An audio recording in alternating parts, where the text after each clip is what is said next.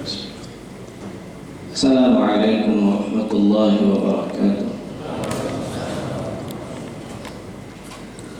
Innal hamdalillah nahmaduhu wa nasta'inuhu wa nastaghfiruh wa na'udzu billahi min shururi anfusina wa sayyiati a'malina. Man yahdihillahu fala mudilla lahu wa man yudlil fala hadiya lahu. Asyhadu an la ilaha illallah wahdahu la syarika lahu wa asyhadu anna Muhammadan abduhu wa rasuluhu la nabiyya ba'dah. Allahumma salli wa sallim wa barik ala nabiyyina Muhammad wa ala alihi wa sahbihi ajma'in wa man tabi'ahum bi ihsanin ila yaumiddin. Amma ba'du, faqala Allah subhanahu wa ta'ala: ya ayyuhalladzina amanu taqullaha ittaqullaha haqqa tuqatih wa la tamutunna illa wa antum muslimun. Bapak Ibu, adik-adik jamaah sekalian, rahimani wa rahimakumullah. Alhamdulillah, senantiasa kita bersyukur pada Allah Subhanahu wa taala atas segala limpahan nikmat-Nya, atas ketetapan hidayah dan taufiknya pada kita semua, sehingga di pagi ini dengan izinnya kita bisa hadir di majelis ilmu di tempat yang mulia, dan kita sedang duduk insyaallah bersama dengan orang-orang yang dimuliakan Allah Subhanahu wa taala. Salawat dan salam semoga senantiasa tercurahkan kepada junjungan kita, teladan kita, Nabi Muhammad sallallahu alaihi wasallam, kepada keluarga beliau, sahabat dan segala pengikutnya yang istiqamah dalam meniti jejak langkahnya hingga akhir zaman. Bapak Ibu jamaah sekalian, rahimakumullah, kalau kita melihat dalam catatan sejarah, secara global, catatan sejarah dunia, maka akan ada kita temukan di hari ini 26 Agustus 26 Agustus 1248. Inilah tanggal yang tercatat dalam sejarah umat ini, adalah hari di mana dimulainya apa yang disebut dengan Ghazwul Fikr. Saat itu Raja Louis ke-9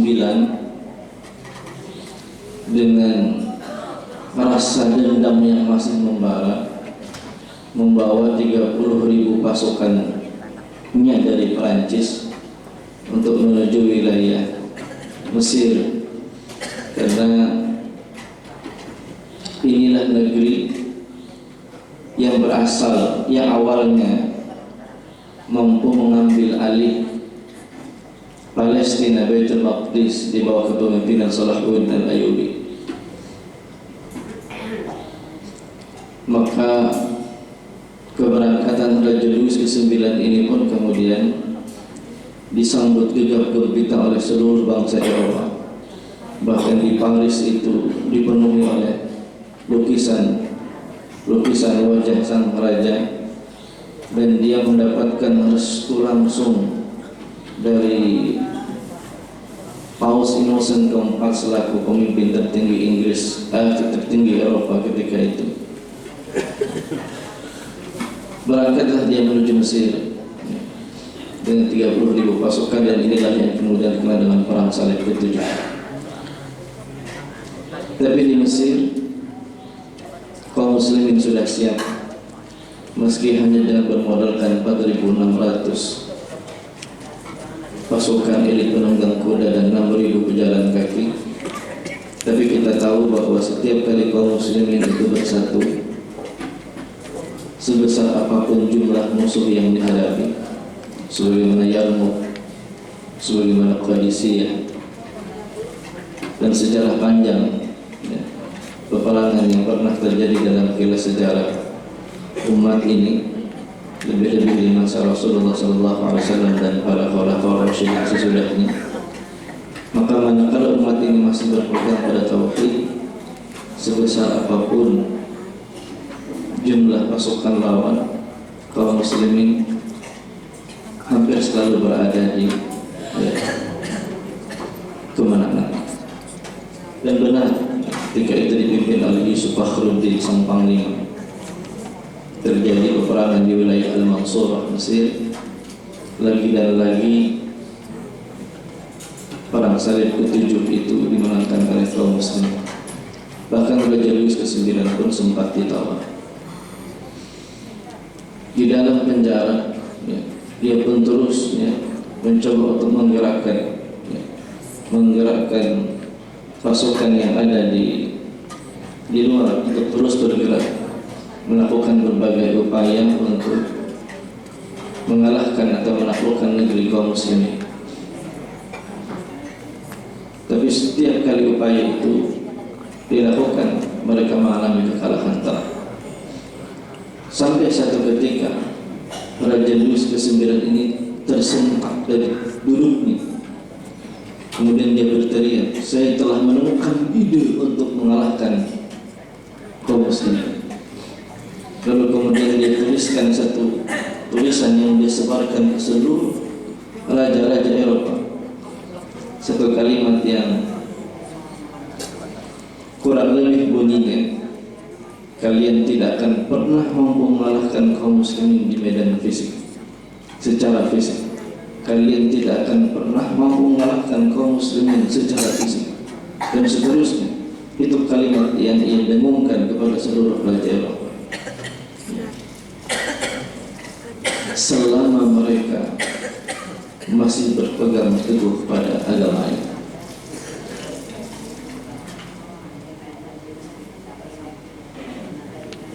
Lalu kemudian dia katakan, maka untuk bisa mengalahkan kaum muslimin, kalian harus melakukan dengan cara yang berbeda, yaitu dengan merusak pikiran mereka.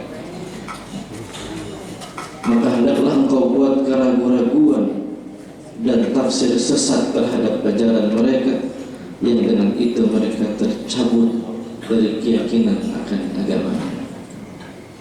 Maka sejak saat itulah kemudian 26 Agustus 1248 tercetuslah apa yang disebut dengan Ghazwul Fikr, perang pemikiran.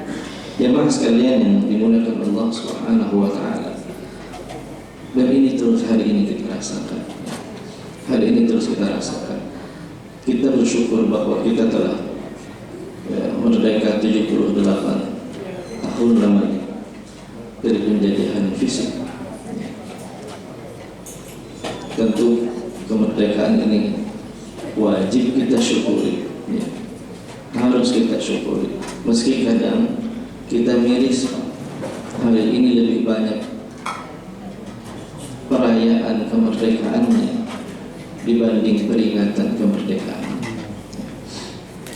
Bahkan di berbagai lembaga-lembaga pendidikan pun terkadang lebih banyak mengambil porsi lombanya tanpa melihat apa esensi dari kemerdekaannya. Jadi anak-anak kita hari ini, atau bahkan di kampung-kampung, di RT-RT, di komplek-komplek, itu acaranya lomba, tapi tidak pernah dipetik apa hikmah dari kemerdekaan dan bagaimana cara mengisinya. Kita lupa apa yang terjadi dengan 78 tahunnya Islam. Bahkan anak-anak kita hari ini diantaranya tidak kenal dengan tokoh-tokoh besar bangsa kita. Ada Muhammad Nasir di sana, ada Soekarno, ada Hatta, ada Kasma, bahkan ada Ki Bagus, Hadi Kusuma, dan seterusnya. Apalagi kalau sudah 17-18-nya itu kan hari yang miris. Bahkan dalam memorinya Kasman Singadingmejo itu, dia mengatakan 18 Agustus itu hari paling menyedihkan bagi umat Islam Indonesia. Bagaimana tidak? Kita sudah bercucuran keringat, berhari-hari merumuskan negara ini, berlama-lama, bahkan ketika itu diperas dengan tim 9 mewakili berbagai komponen bangsa untuk berpikir bersama, menurunkan satu gagasan apa yang menjadi landasan bagi bangsa ini. Hanya dalam semua rumusan yang sudah disepakati bahkan oleh kaum Kristen, diwakili oleh Maramis dan seterusnya, oleh kaum nasionalis, oleh kaum agama, ya, khususnya Islam dalam hal ini, itu kemudian tercabik, ya, rumusan yang bahkan disetujui oleh Soekarno sendiri, ya. 22 Juni 45 akhirnya justru harus berganti pada besok hari, baru belum lagi 24 jam pasca proklamasi dibacakan. Jadi Kasman dalam tulisannya marah gitu ya kalau kita baca dalam tulisan beliau dalam memoir Kasman Singodimedjo. Jadi begitu berat ya perjuangan bangsa ini, dan karenanya kita bersyukur ketika penjajahan fisik tidak lagi ada di negeri ini. Tetapi kita pun harus paham bahwa pasca Perang Dunia Kedua, orientasi peperangan itu berubah. Tidak lagi berorientasi untuk menduduki sebuah negeri, tetapi lebih kepada mengendalikan sebuah negeri. Jadi orientasi perang pasca Perang Dunia Kedua itu tidak lagi pada aspek penjajahan fisiknya, bukan lagi untuk menduduki sebuah negeri, meski diantaranya masih ada yaitu pendudukan Israel terhadap Palestina, tetapi lebih banyak ya, dimainkan adalah bagaimana satu negara mampu mengendalikan negara lainnya, meski ia tidak sedang menduduki negara tersebut.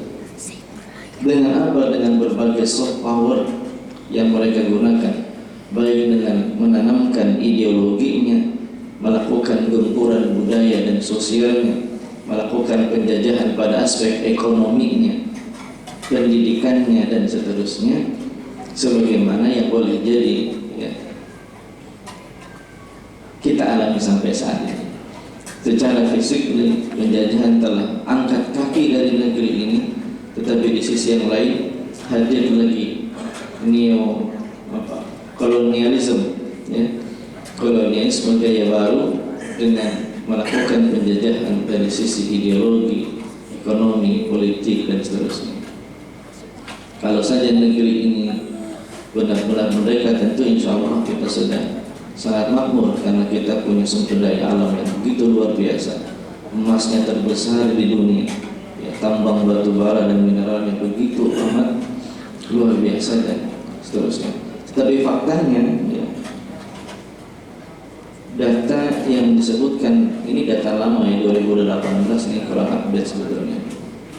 Dalam World Global Report 2018 itu disebutkan bahwa 1% kekayaan orang Indonesia, 1% orang kaya di Indonesia itu setara dengan 46,6% ya, kekayaan orang dewasa di Indonesia, atau 10% orang kaya itu mewakili seluruh 75,6% ya, total seluruh penduduk Indonesia. Ini satu ketimpangan yang sangat tinggi, apalagi 10%-nya justru dimiliki oleh para pengusaha baik asing maupun asing. Jadi ini data yang tidak bisa kita pungkiri bahwa memang terjadi kesenjangan yang begitu luar biasa. Secara ekonomi kita sudah masuk dalam track, masuk dalam jebakan hutang yang begitu menggurita ya. Sampai tahun 2020 saja hutang kita sudah mencapai 7.546, sekian triliun ya. Atau kalau dibagikan kepada seluruh orang Indonesia yang hidup mulai balita, bayi sampai yang tua asal ini hidup, maka dia menanggung hutang 28 juta per jiwa kurang lebih ya.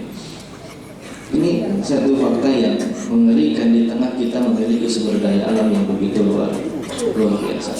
Dan itulah maka jemaah sekalian ya dimuliakan Allah Subhanahu wa taala, kita harus bersungguh-sungguh ya, melakukan ikhtiar bersama untuk bisa keluar dari berbagai jajahan ini, jajahan ideologi, jajahan ekonomi ya.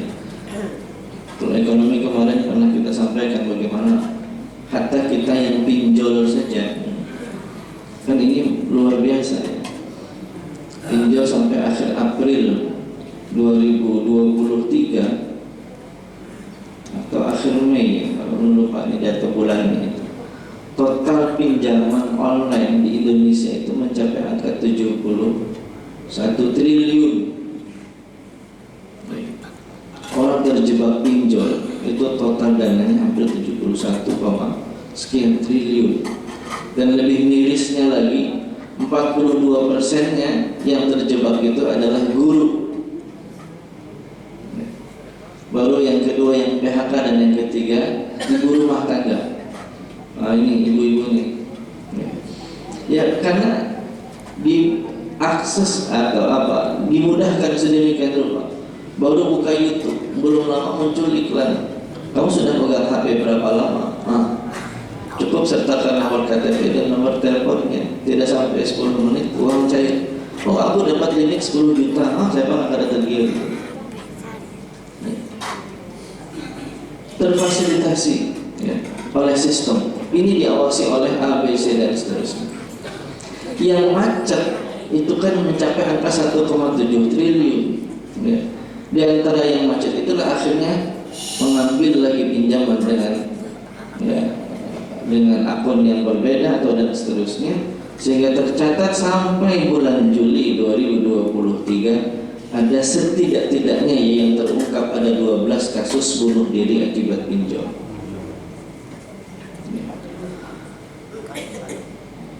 Ini ekonomi kita hari ini tidak sedang baik-baik saja, kita tentu pasti tahu ya. Tapi inilah keadaannya. Kalau melihat 42% guru, kita kan tanda tanya ya. Memang ada dua versi guru boleh jadi. Ada memang versi guru dasar kada ada gajinya, menghadang bos cair hanya bergaji sedikit. Atau sebulannya 300.000 itu ada aja masih ada. Hatta di wadah kita ada. Ataukah memang karena gaya hidup buruknya, jadi itu sudah sertifikasi. Tapi karena sertifikasi lalu ambilannya macam-macam. Bisa juga karena pola hidup yang berubah, sehingga kemudian terjebak pada keinginan untuk eksis di dunia maya dan di dunia nyata kira-kira ya. Kalau yang terjadi kasus yang pertama ini lebih miris Pak. Kalau sampai 42% yang dimaksud itu adalah guru yang terjebak karena gajinya begitu rendah atau bahkan hampir tidak tergaji. Kan ironi itu. Ada guru yang melakukan perjalanan panjang, berkubang dengan lumpur, bahkan bertarung dengan nyawa melewati jembatan gantung, gajinya tidak lebih dari 500.000 per bulan. Di saat yang sama ada seorang artis yang cekakak cekikik yang mengatakan hanya dalam waktu 1 menit dia bisa menghasilkan 100 juta rupiah untuk mengendorse sebuah barang. Penghargaan kita terhadap guru begitu amat rendah.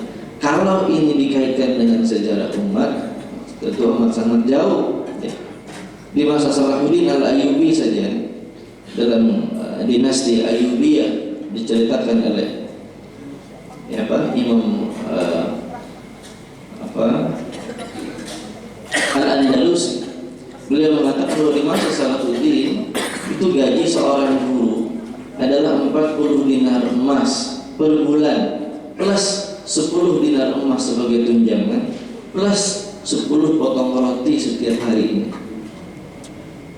Itu satu gaji seorang guru ya. Atau di masa kekhilafahan Abbasiyah, di masa-masa di mana Islam menjadi mercusuar peradaban. Siapa yang mampu menerjemahkan ya, kitab-kitab berbahasa asing ke bahasa Arab, baik itu bahasa Persia, bahasa India, bahasa Yunani ke dalam bahasa Arab, dan itu menjadi rujukan ilmu pengetahuan di masa itu, maka berapa berat timbangan buku yang bisa dihasilkan dari hasil terjemahan itu, maka seberat itulah emas yang diberikan. Ini penghargaan terhadap ilmu sedemikian tinggi. Sekarang kita mengundang profesor untuk kajian, dengan mengundang artis ibu kota untuk konser. Sudahlah, kita pasti tahu lah berapa perbandingannya, akan sangat jauh. Kita, kalau kata Prof. Fahmi Terkasih, kita adalah bangsa yang tidak menghargai ilmu. Kalau lihat kehidupan mahasiswa, begitu sulitnya membeli buku 200.000, tapi begitu mudahnya menghabiskan uang 200.000 untuk nongkrong di kafe. Maka ini bentuk bagaimana kita melihat ilmu. Inilah generasi bangsa kita. Karena itulah maka ini harus kita perbaiki bersama. Kita bersyukur kita tidak lagi ada dalam tekanan secara fisik. Karena bagaimanapun orang beriman itu selalu punya resiko. Orang beriman itu punya resiko. Bahkan kalau kita buka dalam cerita Ashabul Kahfi saja, ini kan sering kita angkat atau diangkat dalam banyak kajian. Cerita Ashabul Kahfi ini kan cerita yang masyhur ya. Pada saat mereka bersembunyi di dalam gua yang kemudian Allah jaga mereka sedemikian rupa dengan kenyamanan gua yang mereka diam itu, maka pada saat mereka bangun, yang endingnya kalau kata ke anak-anak muda sekarang kan plot twist banget gitu ya. Nah, cerita Ashabul Kahfi itu plot twist ya. Episodenya panjang ya, heboh gitu ya. Mencekam. Mereka harus bersembunyi di gua. Sebab kalau ketahuan mereka akan dihukum atau dipaksa untuk kembali kepada ajaran agama nenek moyang mereka.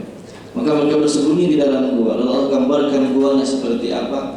Allah buat mereka di dalam gua dengan dengan begitu nyamannya. Wa tara syamsa idza gharabat tafriduhum zatal yamin, idza tafridu zatal yamin. Ya. Dan seterusnya itu. Sampai kemudian Allah bangkitkan mereka. Maka yang menarik itu adalah skenario Allah ini kan nggak bisa ditebak gitu. Kalau kita yang bikin skenario, sekreatif-kreatifnya kita, kira-kira nih kalau ada orang yang bersembunyi dalam gua, kemudian keluar pada gua setelah 309 tahun, kira-kira kenapa apaan? Mesti bayangan kita akan melakukan dunia, akan menyelesaikan persoalan dunia, akan menghabiskan kezaliman yang ada, akan menggulingkan kerajaan yang durjana dan seterusnya. Itu bayangan-bayangan kita. Kalau sudah 309 tahun ini bangunan, itu kan sama kalau kita kepada ini menyembuhkan daya turunan, mesti jadi apa gitu, mesti ada sesuatu yang besar yang bisa mereka lakukan. Ini 2024 ini ulama kita turunan sudah, mesti akan ada bayangan perubahan yang besar. Itu kan bayangan kita. Tapi ternyata Allah simpan mereka bersembunyi 309 tahun lamanya, dibangkitkan. Tujuannya untuk apa? Tujuannya ternyata wa kadzalika ba'asnahum liyatasaalu bainahum.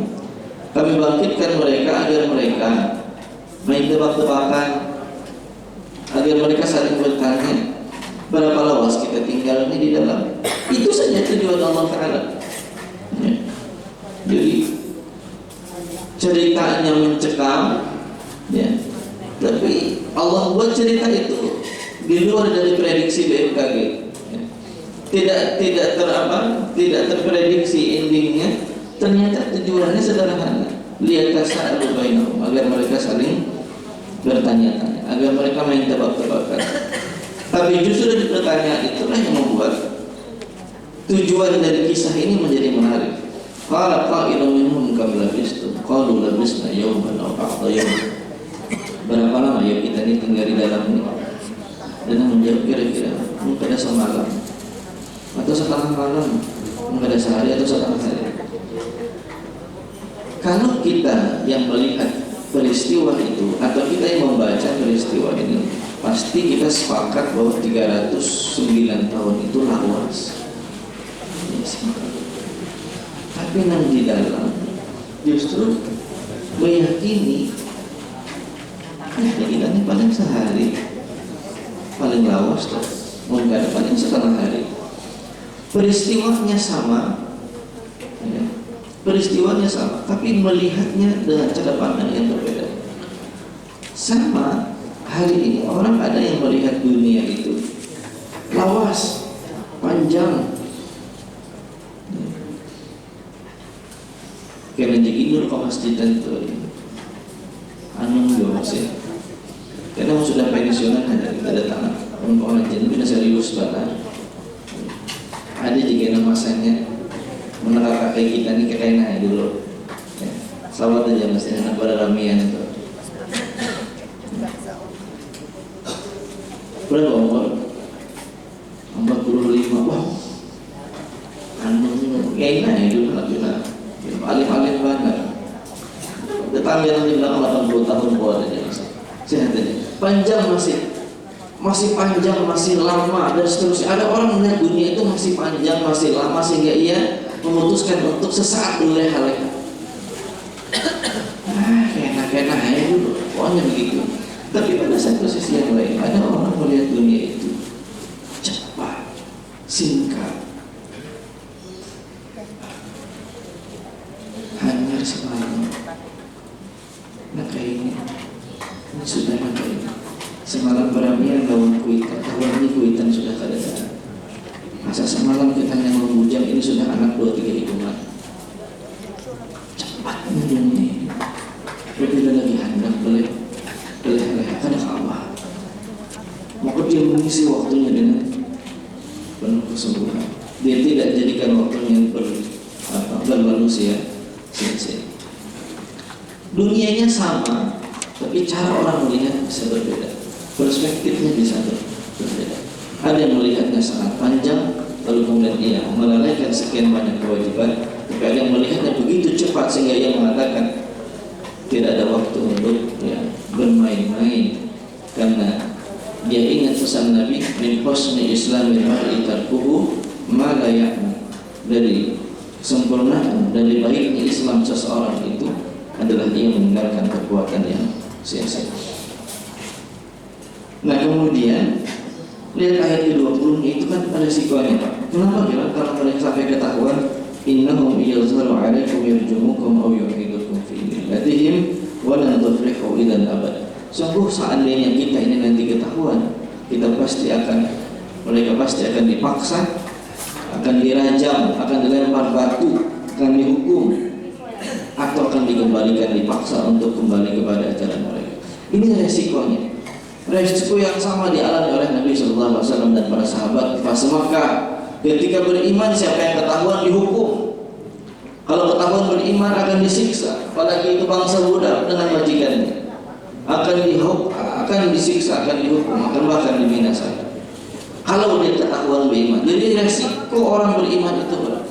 Di zaman penjajahan misalnya, orang beriman juga punya resiko, apalagi ya habis pulang haji.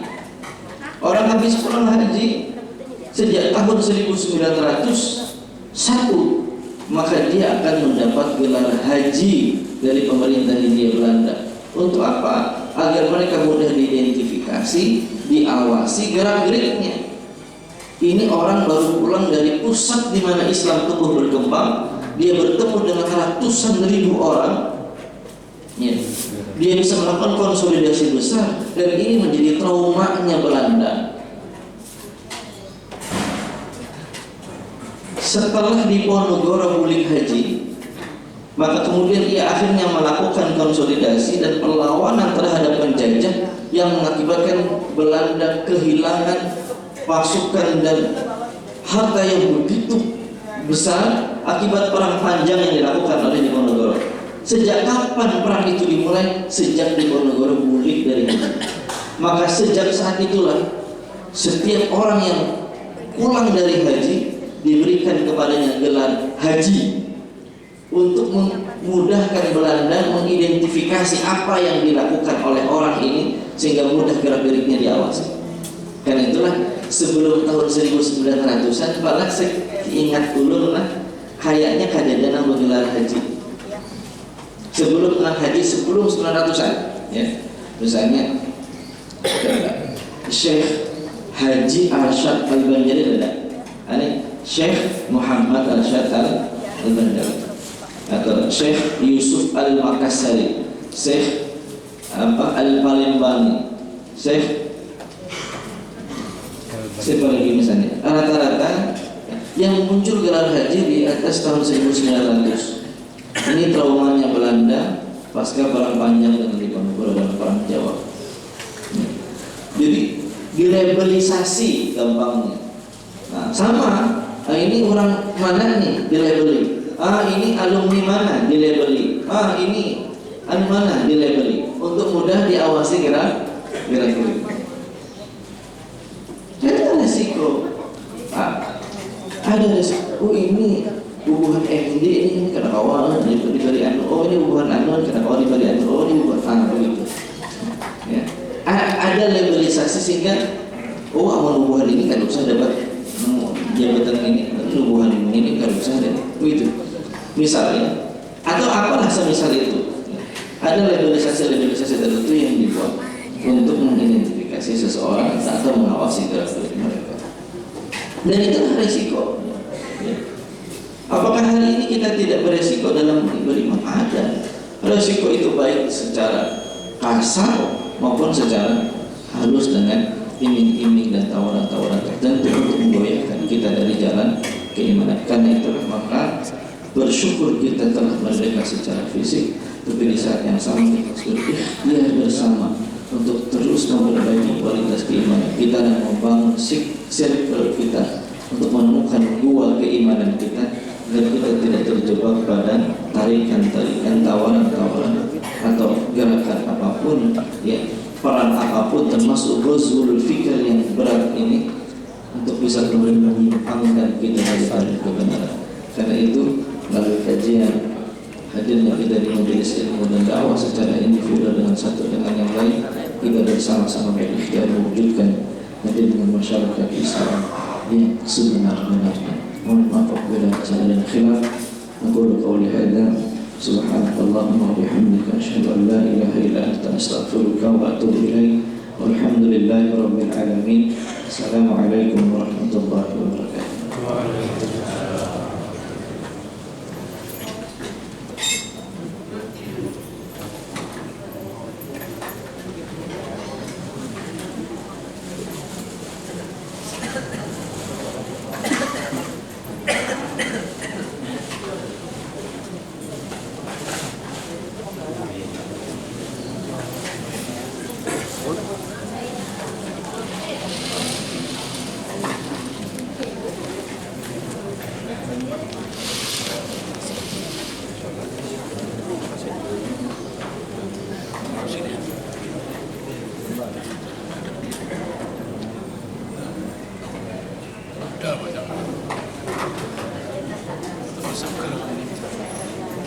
Ya, siap.